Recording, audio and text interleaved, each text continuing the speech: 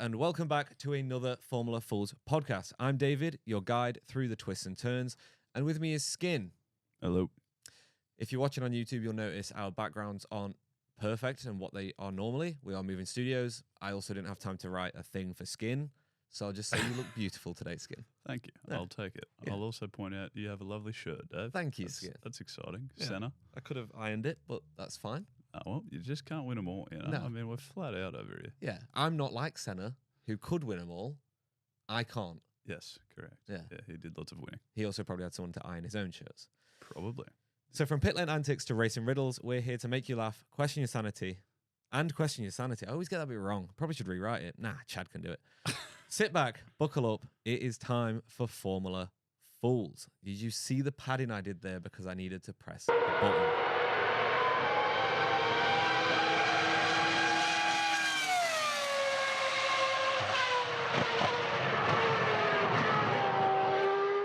I also didn't have time to load the buttons because we have removal men coming in genuinely 40 minutes. So this is going to be a fast pod compared to what you're used to. This week, we are talking about the safety of Formula One. We always get a lot of questions sent into our Instagram and TikTok of people saying about, like, they'll see a crash, like the George Russell in Australia crash, and they'll ask about safety things. Can't really answer too many questions about the George Russell. I think we went through it fairly well at the time, but I can't really remember it. Didn't research it for this pod. Don't know why I just brought it up. Nice. Go Disc. Well done, Dave. So yeah, I just want to point out that, like, we're going to talk about, and we have spoken about, deaths in Formula One. So a lot of the safety things we're talking about still are under development, and everything is constantly changing in Formula One. So yeah, there's like we'll talk about some pretty shit stuff that has happened in the past, but all of this shit stuff has led to the safety that we have now. Kick things off, one of the most basic safety things is a crash helmet. It's the first thing I listed. They were introduced. Go on. That just makes sense, doesn't it? Yeah. I mean, pretty driving at integral. 300 k's an hour, probably should wear something on your head. Yeah, in an open cockpit. Yeah. Some protection up there. Sounds like a good idea. It'd be great. Yeah, so they were introduced in the 50s. They became mandatory after a lot of serious incidents. I don't know if you've seen like early days F1 where they're like you might have seen like photos of Enzo Ferrari and stuff where they're like sat on top of the car, maybe 2 or 3 meters in the air. Their entire torso and head is on display, and they were just driving around just with like some goggles. Yeah. And nothing else. Yeah, crazy. Yeah. So yeah, they introduced it. It was like kind of like army kind of old war helmets. So they were like metal tin helmets with like a leather kind of over the top thing, and then they would wear goggles over their eyes. Yep. Weird that the goggles were introduced first. People were worried about losing their eyesight before just having the head chopped off, or something hitting their head. Yeah, interesting. Okay. Yeah, maybe not chopped off because probably still could have happened even with a helmet on back then. Yep, correct. Oh God, we went dark really quickly there, Skin. Yeah, well done, Dave. Yeah. Okay. But yeah, the helmets have obviously been developed a fair bit since then, I would assume. Yeah. There's been quite a lot of variations. I think if you search on like Instagram or YouTube or Google or whatever, Formula One helmets over the years, you'll see like people have done like 3D like examples of here's what they used to look like in the 50s, 60s, 70s through to today. And it's actually crazy since the 90s how much helmets have changed. Really? Even in the last 10, 15 years, how much helmets have changed. It's fairly insane. But like some notable things from like recent history, Felipe Massa in 2009, pretty sure it was, a spring had fallen out of the Brawn car, I think of Rubens Barrichello, and like bounced along the track. Felipe Massa in the Ferrari came pounding down the track, and the spring hit him in the head, instantly unconscious, like huge crash, put him out for the rest of the season. Ferrari actually signed a driver to replace him because they thought he was going to die. It was that serious of an accident. Yeah. Wait, how big of a spring are we talking about? Like maybe a touch bigger. Wow. Yeah. For any of the audio listeners, I'm not like maybe the size of my hand, slightly smaller. Very small spring, but at that pace, I guess. Yeah, well, the spring was traveling at X amount of miles an hour that way, and then he was traveling X amount that way, and then science. Yeah, that's how that works. That's how science works. That makes it worse. Yeah. So yeah, it was a huge crash, and if you watch the Brawn documentary on Disney Plus. They go through that because it came off the Braun car. Okay, interesting. Yeah. Next up, Skin, what have we got? Well, after safety helmets, probably the next, I would assume one of the next most important, and certainly the next most obvious, is seatbelts. I would think that helps a bit if you're going to crash into things, trying to like not get thrown everywhere. It would help. Probably a good idea. Yeah, it would help, like massively. But weirdly, they didn't used to use them. No way. They were introduced in 1967. Yeah. Well, even in road cars, they were. Yeah. Like they were not a thing for a long time. I was down on the Gold Coast a few weeks ago at a like classic car show, and even cars from the 70s that you can see have had to be modified to put a seatbelt in. And it's just like weird that there's cars like that still driving on our road that were originally designed and built with no seatbelts. Very strange. It's crazy. But yeah, they were introduced in 1967 after Lorenzo Bandini died from being like he had a crash at Monaco and he was thrown from the car and died. So yeah, seatbelts must. Okay. Yeah. And I assume I don't know if you'll know, but I assume F1 seatbelts are slightly different to your little over the shoulder.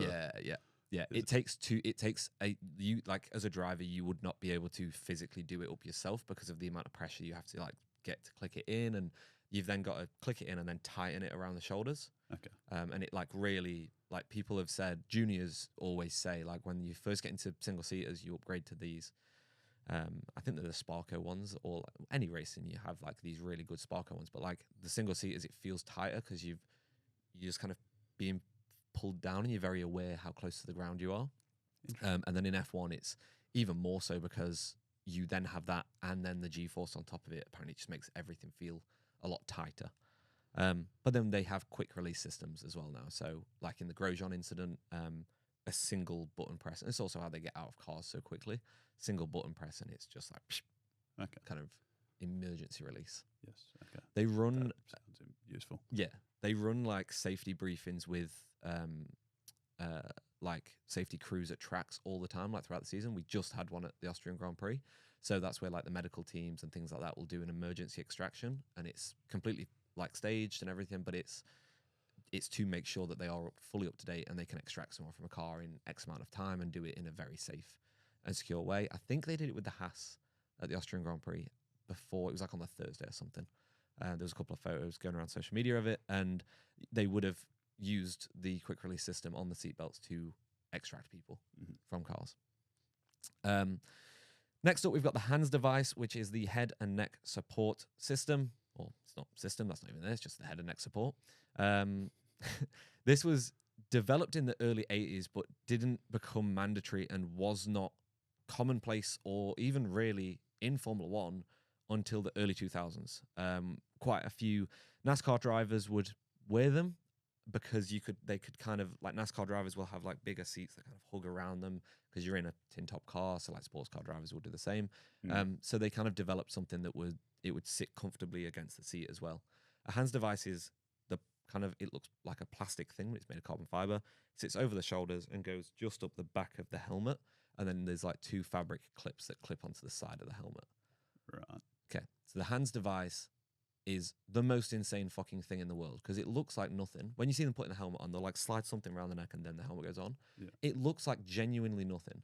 But if you had an front on impact, your head, instead of jolting fully forward and like your chin touching your chest, this stops it. You are limited of how far you can move your head because it's like on your shoulders and then it's like restricting you. Yeah, right. So it restricts how much force can go through the neck on like a full-on impact. And we've seen like that Felipe Massa crash with the spring. He went straight on into a barrier immediately after passing out, and the HANS device could have saved his life because he was fully unconscious. So the only thing keeping his neck in place was the HANS device. Yeah, right. Okay. So yeah, like huge thing in Formula One and in pretty much every form of motorsport now. I think it's only like go-karting and very junior driving where you might not see it still. Okay, interesting. Don't have that down at Kingston Park Raceway. No, but they do have like the foam like neck protectors that if anyone has ever been go-karting, you will have seen people use them. Not mandatory in some countries. In Australia, mandatory. Overall's not mandatory. Weird. You can go karting in Australia just in shorts and a t-shirt. Oh, okay. Yeah, And that's weird. everywhere else in the world, I'm pretty sure. I mean, in England and America, where I've go karted, it is, and most of Europe, mandatory to wear overalls. For what reason? Things can flick up and like rubber could flick up and touch your skin and be hot. Okay. You could set on fire. Sure. You know, them basic things. Yeah. Okay. All right. Apologies. All right. Next up, I don't know why I'm introducing this. You have written down the monocoque, which I don't even know anything about. So if you don't know what monocoque is? No. It's like a shuttlecock. That's not. I just wanted to make a little pun there, Skin. Nice. Yeah. Thanks for trying practicing your own time. Yeah. Sorry, Skin. So the monocoque is literally the shell in which the driver sits in the car. There's famous photos of the cars from the 90s, like Senna's McLaren, where they've kind of taken all the bodywork off, and it's just this really cool matte black carbon fiber looking monocoque thing, and you'll just see like the driver's just sitting in it. Okay. So when they like break the cars down and ship them to whichever country they're going to next, the monocoque is the biggest piece of the car that stays in one piece. It has to be one hard shell to protect the driver at all times, kind of thing. Mm-hmm. So yes, very, very important. Was developed in the 60s and was advanced hugely in the 80s. Teams started to realize they could get a benefit from doing it. Not only would they make it safer for the drivers, but also aerodynamically, having them in a shell meant that there was then less drag running through the cockpit. So they would manufacture it that way. Okay. There has been a fair few crashes, like Johnny Herbert at Brands Hatch, track in the UK. He had a fairly big incident down a straight, kind of lost control of the car, immediately pitched left, hit a wall head on, and as he came to a stop, he could see down between his legs and could see the floor at the bottom of his car. So the monocoques, not the strongest things in the 90s. He both broke both of his legs, ankles, feet. Like, I'm sure he said in an interview that like he looked down and one of his feet was there and the other one was not there, and it was kind of like twisted around. Crikey. Yeah. So safety advancements there have just been to strengthen it and make it carbon fiber and make it like solid pieces and things like that. So more notably, the death of Gilles Villeneuve. That was one of the bigger like reasons to create a monocoque and a shell around. Again, like crazy incident. One of them ones that we like. I don't know a shit ton about it, but the death of Gilles Villeneuve, people still talk about today. So it was a very big, just like the death of Senna, it was a very big moment in time where we went, we need to change something. Mm-hmm. And the monocoque was one of them things. Next up on the list, we've got, I'll just run through these real quick just to get through them. We've got the virtual safety car. Just like safety cars, these were introduced in 2015. The entire track gets a delta time on the steering wheel. They have to adhere to that time when the VSC is dropped. Maybe we've had one this season. Can't remember. The point of a VSC is just to clear up debris and get the race going as fast as possible instead of bunching all the pack up and bringing a full safety car out. Okay. So if you're in the lead by 15 seconds, you want a VSC over a safety car every day of the week. Wait, what? Sorry. You don't lose your lead with a VSC, whereas a full safety car you do. Why is that? Because the full safety car, everyone bunches up behind the safety car. Yeah. Virtual safety car is just track wide. You all have to go to this speed limit. Okay. And so you maintain your lead. You can lose a couple of seconds here or there, but you maintain your lead basically. Right. Gotcha. Okay. Apologies. And did you just say virtual safety cars and full safety cars were only introduced in 2015? No. Virtual safety cars in 2015. Sorry. Right. Full safety cars have been around for a very long time. Don't know when they've been around. Didn't put them on my list. That is okay. Yeah. Right. The Halo cockpit protection was mandated in 2018. We had a fair few incidents within a very short period of time. The most notable was the the crash that led to the death of Jules Bianchi in 2015. Very soon after that, there was a crash in IndyCar. Really sorry, but I can't remember the guy's name. Pretty sure he lost his life. Fairly similar thing to the Felipe Massa thing. A spring hit his head, or something hit his, like something fell off car and hit his head. And they didn't introduce the Halo, but they introduced a screen around them. So they've got like a screen protector around them. You might have seen videos of it. Like that was tested for F1. They went with the Halo device over the screen so that we could still see the drivers better. I think for IndyCar, usually race on ovals, you can it's usually a top-down shot over a flat down to the floor shot. So not a crazy big thing for the IndyCars. but a very good thing to protect the drivers. And we have seen a lot of crashes in recent history where the Halo device has saved the driver. Lewis and Max in Imola, at Silverstone this weekend. I think it was Guan Yu Zhou and George had a crash off the line, and Zhou basically just, I think it was Guan Yu Zhou, flipped over and scraped along the floor upside down for probably like 500 meters. Wait, when was that? That was 2 or 3 years ago now. Right. Yeah. Yeah, okay. Maybe 2 years ago. But yeah, like huge. And had he not had the Halo device, it would have just been his head rubbing against the floor and probably could have broke his neck. Whereas like the Halo device was just rubbing against the floor and it saved him. There's a fair few more I could list, but since that one has been, and also people and drivers hated it. There was there's interviews of Lewis Hamilton and Max Verstappen and everyone on the grid saying, "Nah, it's stupid. It looks ugly." Yeah. And now everyone's like, "Holy fuck! I'm glad we brought that." Yeah. Because it's genuine. Like it was genuinely saved lives. So yeah, huge.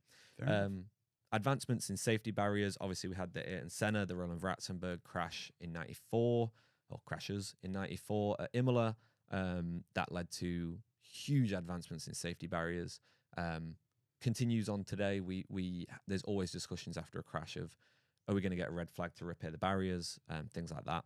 Mm-hmm. So yeah, they're always continuing to push that forward. Fireproof clothing and gear. Mentioned that a little bit earlier, but the Roman Grosjean crash, like the guy got out the fucking car with some minor burns to his hands and feet and is now still driving. Yeah. Yeah, crazy. Yeah. And have you seen photos of Niki Lauda? Because he died a few years back. Let me just load a photo of Niki Lauda up. So Niki Lauda had the worst fire crash. This is why advancements kind of came about, was after Niki Lauda's crash. He was in the car for a very long time on fire. People, like drivers, stopped to pull him out of the car. We'll go through his crash in a bit more detail at some point, but it burnt all of his face. He was in hospital. He was read the last rites by a priest. Like, he was dying, and they were like pumping his lungs out of smoke and tar and shit like that for weeks. And somehow he came back to finish that same season. He only missed like a handful of races, like maybe like 4 races, 5 races. Wow. Came back to finish and only just lost the championship. Wow. Okay. Yeah. Insane human being. Like genuinely fucking insane what he went through and how he kind of prevailed through it. But yeah, that was one of the big ones. That was in 1976. He drove for Ferrari.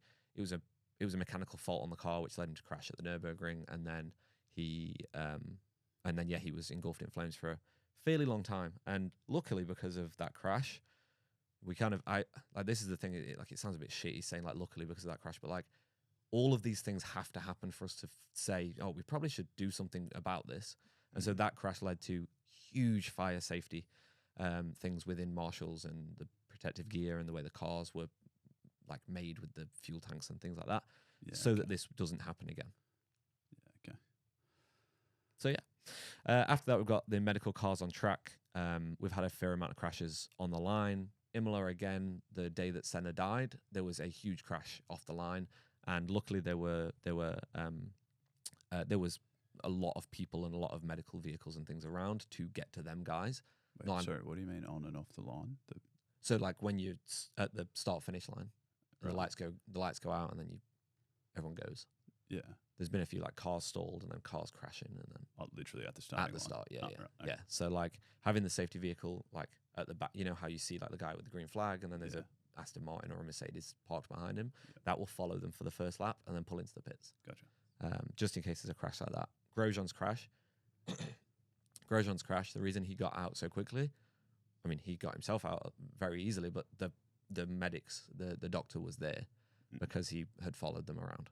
He was there within like 30 seconds. He was out the car and at the scene. And then the biometric gloves, probably one of the most recent updates. It's to look at the vital signs of all the drivers. They all have to wear them. Within the gloves, it just checks. It's kind of like, it's basically like a Whoop band, but in your gloves. Okay. Whoop are great people as well, by the way, if they want to jump on board with the Fools podcast before the Chocks podcast. So we've already spoke about a fair few incidents there. Obviously, the death of Jules Bianchi, the death of Roland Ratzenberg and Ayrton Senna. Ayrton Senna. Bloody hell. No, I was a common Brit then, wasn't I? In '94, we also spoke about the Niki Lauda crash, the death of Gilles Villeneuve, the death of Ronnie Peterson in '78. was huge for on-track medical response teams. So like we started having helicopters and ambulances and actual like saying to doctors and nurses and paramedics like, hey, do you want to please come to this track so that we can look after the people that might crash? Yes. Ronnie Peterson in 78. Yeah, I just said that one for that one. And then we had 3 crashes here, which I've got videos of and I really want to show you because insane crashes. Luckily, all the drivers are okay. Okay. Insane crashes. Okay. First one I've got is Robert Kubica, 2007 at the Canadian Grand Prix. I was going to show you this a few weeks ago, but I knew we were going to talk about this, so I saved it.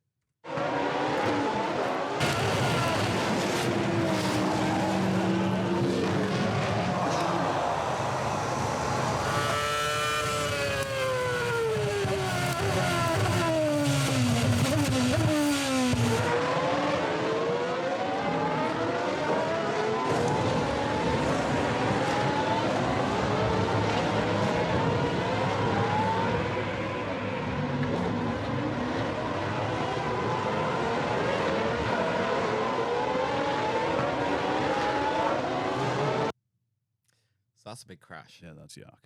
That's not nice. Yeah.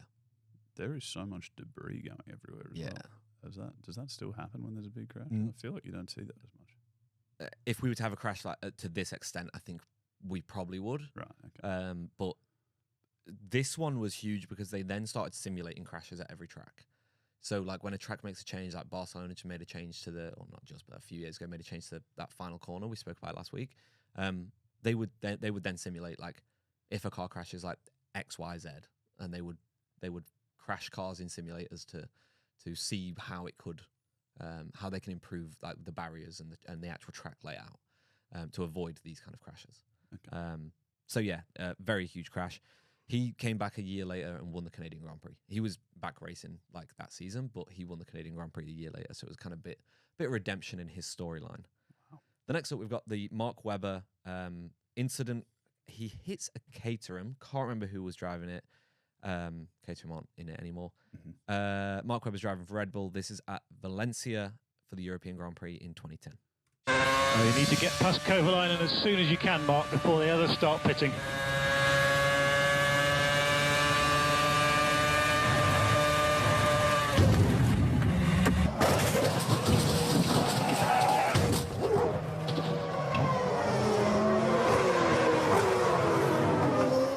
And I've lost the rear end of the car, I think. So, game over.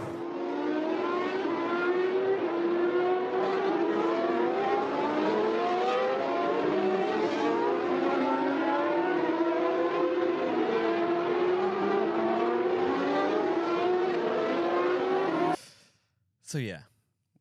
That is also quite a large crash. Yeah. He's completely fine. Isn't that him? He's talking on the mic after the crash. No, that was the Caterham driver. That was okay, that was right. Kovalainen. He was okay. He raced for many years after that. He commentates, pundits, everything. He's in Australia. Yeah. Huge crash. Very lucky that after he lands on his roof that he then flips back over fairly quick because again, no halo back then could have hurt his head. Wow. But yeah, he's had a couple of crashes like this. He had another one in sports car racing. I think it was at Le Mans. He kind of like the front end lifted and so when we spoke about aerodynamics of the front end, how it pushes it down and planes do the opposite, his front end basically lifted there and it got to a point where the air was then catching under and he acted like a kite and then just got blown over. Same thing in the sports car happened, except he blew up and off the track and down a hill. Huge fucking crash. Again, he got out of that one and was okay. Wow. Anthony Davidson has had a very similar crash to that where they've kind of done a full somersault. It's insane. Wow. Insane. Monocoques have saved both of these people's lives. Okay. Like 1000% they have saved their lives. And the hands device, like that impact into the wall was probably bigger than the flip. Yeah. Certainly for G-force. The next one is a 6-minute clip. I'm not playing the full 6 minutes. Thank you. Is the start of the Belgian Grand Prix in 1998. Probably the most spectacular crash I would ever say in Formula One. Yes, it's go! And Coulthard drags. Hakkinen gets away well. Look at Eddie Irvine coming up on the inside. Villeneuve goes up into second position. Schumacher is down into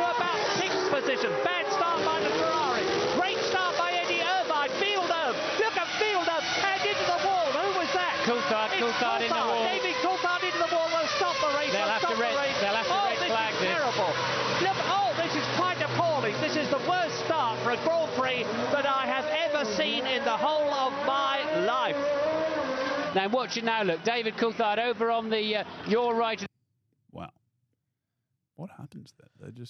They all... Yeah, I mean, we can barely see anything here, and they're lower down. Like, they can probably see more than what we can see right now. But, yeah, David Coulthard in the McLaren, I think he gets tagged from behind, which causes him to then shoot across the track to the right-hand side, hits the barrier, bounces straight back onto the other side of the track, and then cars just start collecting him. Just kind of collects everyone. And then other cars behind will, like, break into a void. It's wet. They've skidded. They've hit each other, and... Huge crash. Again, all okay. Everyone fine. Wow. But like, just a very spectacular crash. This one was, I wanted to highlight this one because like safety features of tracks and the procedures we have in place now for wet weather races and how we start a wet weather race was impacted from this race. Okay. So all of these crashes led to developments of safety. Okay. And we are going to move on to the hot lap recap with Ryan Smith. I would play the jingle, but it's 17 hours long, and we are strapped for time today, Skin. So let's just get on to Ryan's hot lap recap. Welcome, race fans, to the hot lap recap of the Austrian Grand Prix. I am not a happy man. I've just watched the race. Max Verstappen is a blithering idiot. In fact, he's that low in my estimation. He's not even a see you next Tuesday. He is a see you next Wednesday. Yes, I know I'm a McLaren fan, but those little shimmies that he was doing on the racing line are dangerous. And it reminds me of what he was like with his teammate Ricciardo a few years back when they had this, this competition, and it wasn't good. In fact, this is what Lando Norris had to say about it. Disappointed, nothing more than that, honestly. Just... It was a good race. I look forward to probably I'd say just a fair battle, a strong fair battle. But I wouldn't say that's what it was in the end. So yeah, tough one to take. It was a mistake-free race from my side, and I feel like I did a good job. But got taken out of the race, so nothing more than that. And this is what Max said in return. Yeah, I mean, everyone can have their own opinion, but I'm the one driving, so I think I'm best in control. Let's say like that. And everyone, like I said, they can have their own opinion. Of course, from the outside, like I said, it's easy to judge and comment. But whatever, it's what happens. Okay, I know. So, putting my professional head on, though, what a race! Full of drama, surprises, and prizes as well, namely for George Russell, who receives the Right Place at the Right Time award for the second race in succession. The fastest lap in quali was a 1 minute 04.314 set by Judas Iscariot, and in the race a 1 minute 7.693 set by Alonso down in 18th. So come on, Len, let's dive right in, shall we? Forget about the rest. Lights off, and away we go. First off, can you believe George Russell took that win? I mean, he was just cruising his way to third when, boom, the first victory since Brazil 2002. The Mercedes driver just capitalised, didn't he, on that chaotic end to the race, which saw championship leader Max Verstappen and champ chaser Lando Norris come together on lap 64. And it all started with Verstappen's slower pit stop due to a sticky left rear wheel, which allowed Norris to challenge for the lead. He closed right in. And the two battled quite intensely, lap after lap after lap, with the two exchanging playground-level complaints against each other too over the radio. But the main complaint was Norris accusing Verstappen of making those illegal moves in that racing line. And of course, it all came to a very predictable ego battle royale when they finally touched after Verstappen shifted across the racing line when Lando tried for an overtake, causing punctures for both of them. Now, Verstappen managed to limp back to the pits and got a 10-second penalty for that incident, but still managed to finish fifth. But Norris was forced to retire because his car was too damaged to continue. I mean, I'm not sure. How does a 10-second penalty, how is that just punishment for retiring your closest championship rival? Anyway, meanwhile, Lewis Russell, and Max Silverstone 2021 third, found himself suddenly in the lead and held off a charging Oscar Piastri in the closing laps to secure victory. Carlos Sainz rounded out the podium in third for Ferrari, while Lewis Hamilton had to settle for fourth after receiving a penalty himself for skidding and shimmying across that white line where the pit entry is. And the midfield had its share of excitement too. Haas, a fantastic day. Nico Hulkenberg and Kevin Magnussen finished 6th and 8th. Sergio Perez split those Haas drivers in 7th, while Daniel Ricciardo and Pierre Gasly completed the top 10. That's the point, spread out. And that's the checkered flag. So, despite his setback, Verstappen still leads the championship by a comfortable 81 points over Norris.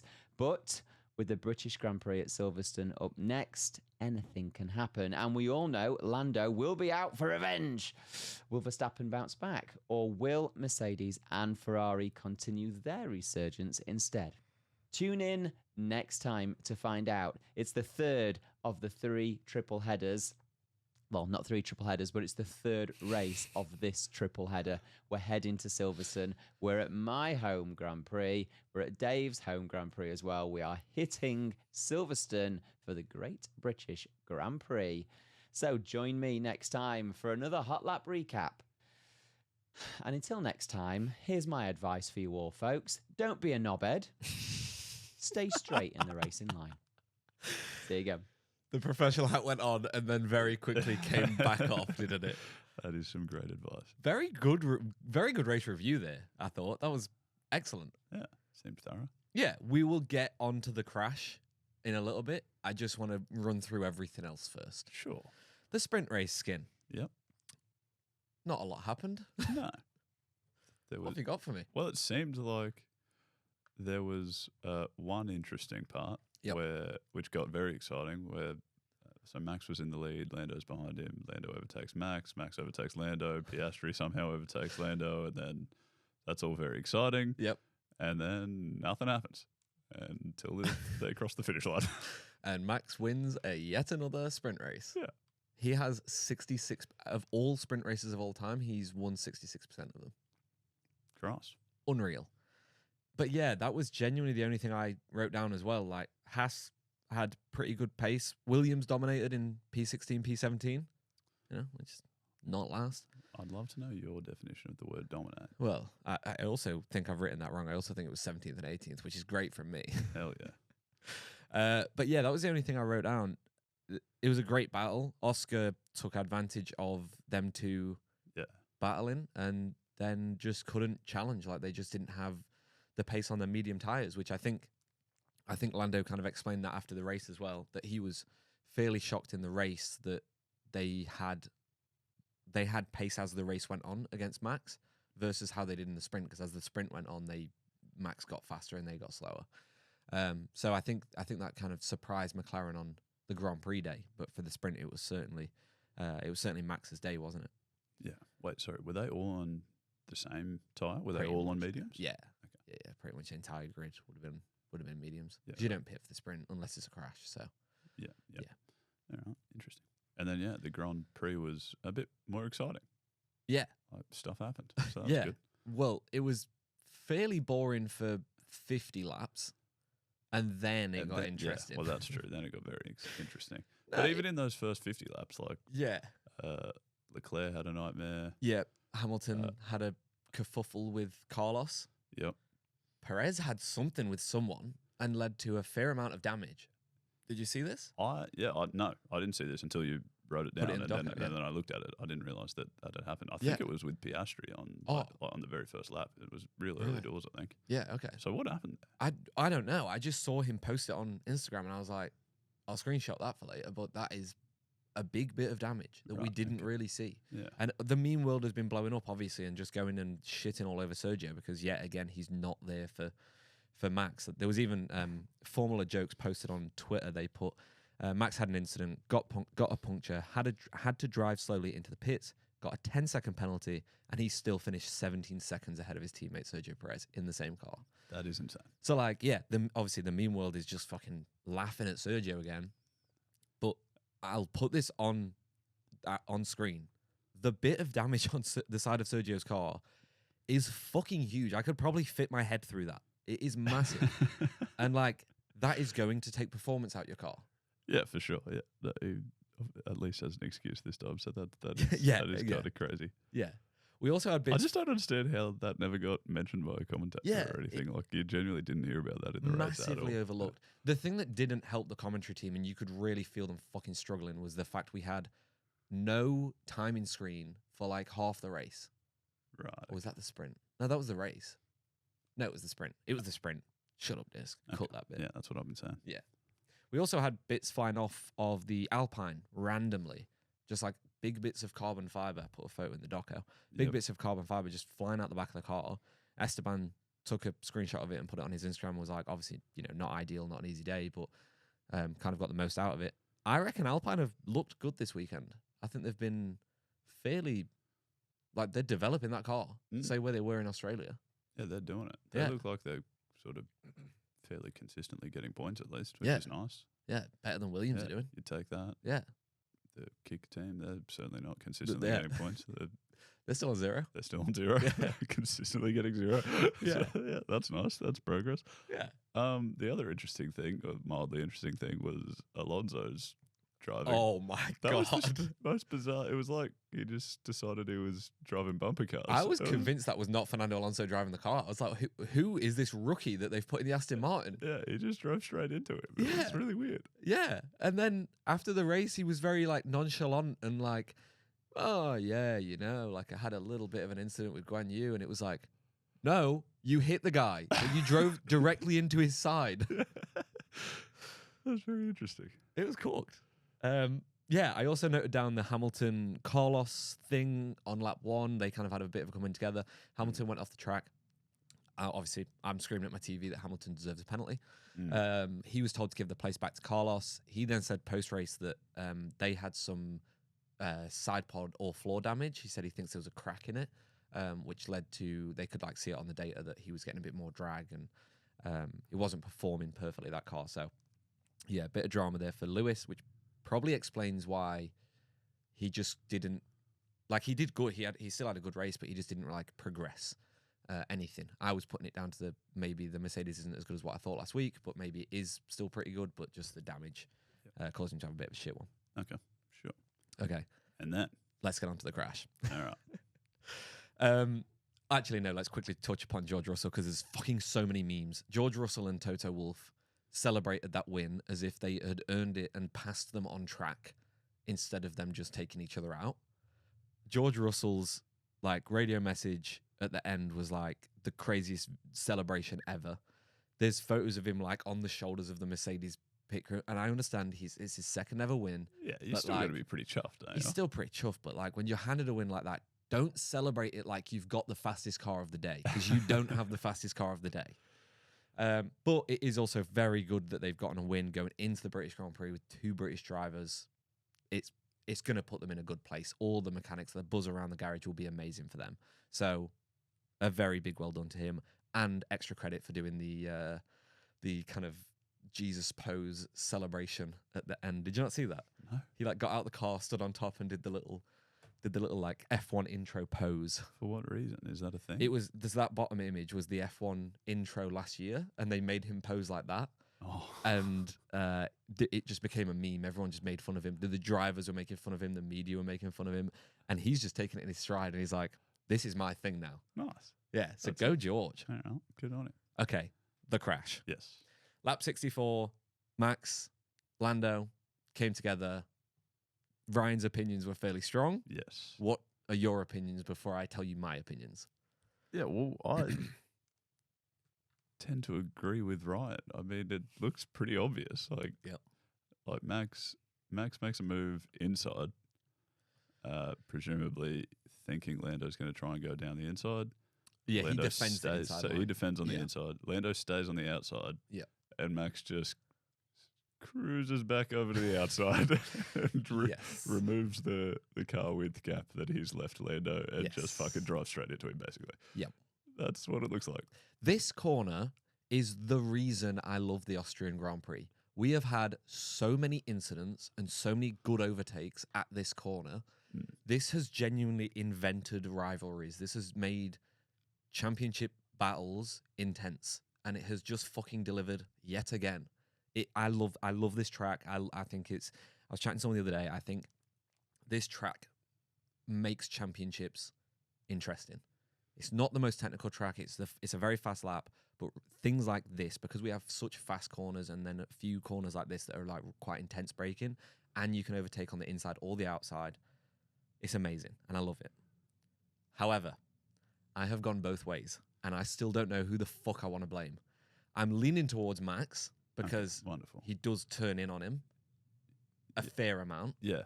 But a piece of evidence I was shown, and as soon as I saw it, I was like, I was fully blaming Max. And then I saw this video and I was like, oh, okay. Maybe Lando could have avoided it. All right. Not that not that he should have, but he could have avoided it. I'm not going to show you the video. I didn't manage to get I could have got the video. I'm just fucking lazy and I had a screenshot on my phone already. Nice. I think it was in 2017. Sebastian Vettel in the Ferrari, Lewis Hamilton in the Mercedes. They were battling at the Austrian Grand Prix. Seb does the exact same move that Max did. He defends his inside line and then he moves back over to the racing line during the braking zone. That is illegal, right? That's against the rules. No. You can't move twice, can you? You can't move twice to defend, but if he's alongside, you're allowed to pinch him to the outside as long as you give a car's width. Which he didn't do. Which he, technically did do. Let me show you the two photos.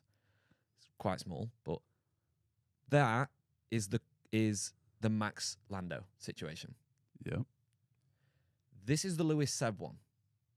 Lewis is off the track by over half a car's length.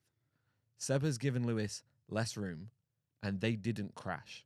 If you watch this in full, Lewis turns in and then has to make avoiding action by turning away from Seb, because Seb does the exact same thing as what Lando does. See how the center of Lando's car is still on the track? Mm. So he does have like maybe a quarter of a car's width more than what Lewis had. Lewis avoided the crash. Lewis was also a probably 5 or 6 time world champion at this point and very experienced at racing people wheel to wheel like Seb, who are because this is the thing. What Max did was a world championship mentality of defending every last piece of tarmac. And he gave him maybe not a full car's width, but he gave him just enough for him to survive. Lando, this is where I'm trying to look at it so subjectively. Lando has not got a shit ton of racecraft in F1 against people like Max when the pressure's on and you are fighting for a world championship. Max has done it for years now. And I think Lando could have avoided that. Because there's a thing, when Max first started, and he was first battling with Lewis in 2021 and like even earlier than that, there was a lot of mistakes Max made where you were like, you just want to win. You'll do anything to win. Whereas Lewis is now known as like, he's a smart character. He will do whatever it takes to get the maximum points over the season, not over one race. And I think Lando's reaction to the incident where he got out of the car and stormed off was testament to the fact that he was hot-headed and he didn't take enough credit for his actions within that crash. Because you can't crash without it being a two-sided thing. And I think Lando he needed to take a bit more credit. Okay. Yeah. Interesting. But I think Max was at fault. Like, I think... Yeah, so can I just clarify? So he had less room, but the rule of leaving them a car width is like surely leaving them a car width on the track, right? It like is... He could have avoided the crash by having half of his car off the track. Yeah. So even if that's the case, he could have avoided the crash. Yeah. He could have not chucked a tantrum and kept racing and gotten some points and stuff. Yeah. All that's true, sure. But he's like Max still surely broke the rule of leaving but him. But then I would argue if we're going to follow, like, it's hard. It's like I said last week, it's hard racing. Like, I want to see people. The reason Ayrton Senna, fuck, Dave, what are you doing? The reason Ayrton Senna is loved by everyone in the sport is because he did shit like this. He purposely crashed into people to take them out of races. And, like, that's piggish. That's against the rules. Like, don't do that. Yes. But everyone loves him because it was hard fucking racing and he did whatever it took to win. Max is doing... I don't see what the difference is with what Max is doing. And also, a couple of Lando's dive bombs were dive bombs. So, like... Yeah. Yes, Max was doing some pretty rogue shit, but Lando was also dive bombing. I will also say I'm not excusing Max for his reactive, because a big blow up has been like he would defend the inside line and then Lando would then go to the outside, and immediately as Lando moves, Max would then move, and that's reactive, defensive moves, and that is it's different to the two maneuver thing, because you're allowed to move back over once he's there and he's made his Lando's made his move down the outside. You're allowed to move him and pinch him, but reacting, that crash with Mark Webber where he hits the back of him, flips over, the car in front of him reacts to Mark Webber going down the right hand side. Max was reacting to Lando. And in the moment, at them speeds, reactive defensive moves are too dangerous to justify. So I'm not clearing Max of that. Like, that is piggish and deserves penalties for that. I think this defensive move was different to that defensive move, because I'm assuming they had told him over the radio, hey, stop being reactive with your defenses. Okay. So, yeah. All right. I will also say, I think Lando's... Ryan didn't play the full interview there, but I think Lando's post-race interview was fairly... You could see he was like battling to keep his emotions in check. And he was kind of like, I'll have a chat with Max. We'll sort it out. We'll be fine. But like, he needs to take responsibility for his actions. I think it was very grown up of Lando. And this is where I'm like really pissed off, because when Seb does moves like this, when Lewis used to do, like when good drivers make hard defensive moves like this and then get out of the car and they're just like, oh yeah, probably didn't need to be like that. I respect it. But Max got out of the car and was a dick and was basically just like, that's racing. It's just like, just don't be such a dickhead. And that's where I'm like, he knew what he was doing, and he probably pinched quite aggressively. So I still think it's Max's fault, but I think Lando could have taken avoiding action. And he needs to think, if he wants to win a world championship one day, he needs to not lose. He could have taken avoiding action and still finished second, which is 18 points. He got 0. Yeah, okay. Yeah. He needs to think about the championship. Yeah. And finally, we have got a little catch up with the Haas chap segment. Luckily, it is a very short one, because we've literally got removal lists coming into the building in about 30 seconds. Haas 2024 World Constructors Champions is back on the table. Amazing result to get P6 and P8 at the Austrian Grand Prix. A circuit that Haas have historically been phenomenal at, and we keep this going. Nico Hülkenberg fending off, admittedly, a damaged Sergio Perez to secure P6, and Kevin Magnussen keeping Daniel Ricciardo at bay, who was charging right until the very last lap. Honestly, I can't explain how pleased I am for the whole team to get 12 points. 12 points, the sum total of their entire points haul in 2023. They got in one race. Absolutely phenomenal. Now back in P7 in the Constructors' Championships, jumping back ahead of Alpine, who are only 1 point ahead of us. We're now 10 points clear of Alpine. This is exactly why I think we need more people supporting the underdogs in Formula 1, like Sauber, like Williams, like Haas, because when you get results like this, then you get the passion back into Formula 1. Admittedly, there was a certain amount of cynicism coming from a lot of people about Lando Norris winning Driver of the Day. Nico Hülkenberg definitely should have been given that award. I'm slightly biased. Yeah. But anyway, regardless, Haas 2024 World Championship is back on.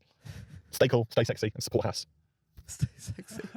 I love him so much. Stay sexy. When I've ever been sexy. Oh, Skin. You're a sexy man. Easy disc. Sorry, baby. But yeah, no, Cool. Haas fucking dominated. Yeah, that was well done to exciting, them. actually. Hülkenberg definitely deserved the Driver of the Day award. Okay. Yes. Nice. Let's quickly do a look forward into the British Grand Prix. I'm going to play these at 2 speed for us, so I'll just cover the screen on YouTube so you can't see us, so that we can get through them. At number 3, Max versus Lewis in 2021. This was a fairly intense rivalry. This crash put Max in the hospital. I was also at the track. So. Oh, wow. That's the sight I did want to see after a very nasty collision into the tyre barriers. Max Verstappen getting out of the car. This is the accident. Oh, and it was the merest of touches, but it was enough. And look how the wheel has come loose from the rim as well. The tyres come loose from the rim. Yeah, but I said it wasn't over yet, didn't I, as they came out of left field. Safety car, keep the dogs positive. That's all you need. Just stand in on me. Racing incidents. This is what the stewards will think about it. Could Hamilton have done anything to give Max Verstappen room there and avoid that crash? He was on the inside, of course. Was there a bit more room to the right that Hamilton should have been finding? To answer Crofty's question, yes, there was more room on the right. Lewis got a penalty for it. It was not a good enough penalty. I almost left the track early that day because I was so pissed off, and everyone around me was a Lewis Hamilton fan. I was the only one shouting, give him a fucking penalty. And that is not me joking. I genuinely was shouting that, and people were staring at me. I was like, he's a fucking pig. I was also with two of my friends who were massive Lewis Hamilton fans. Oh, and the drive home was disappointing, to say the least. Okay, all right.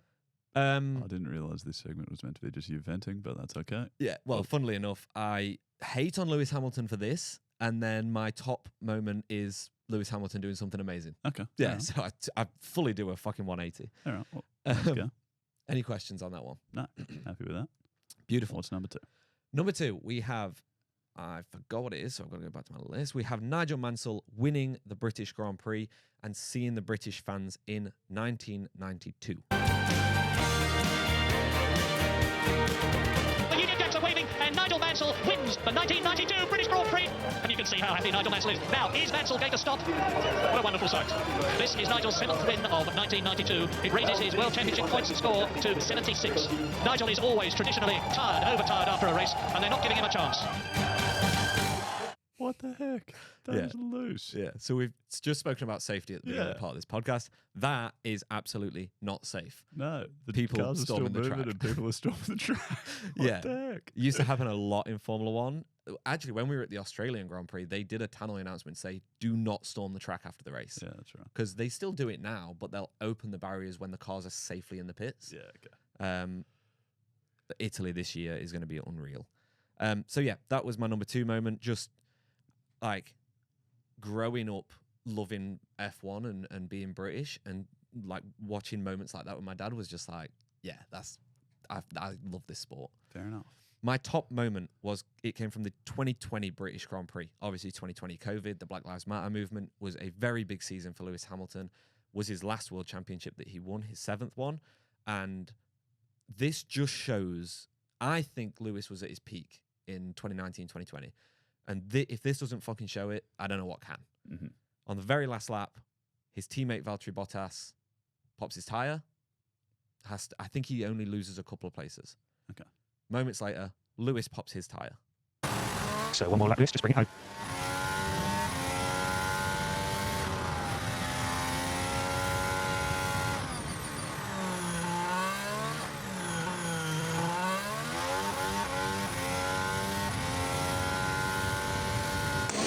Thinks I have to line up that also. Okay, copy, same again. So Verstappen 30 seconds behind.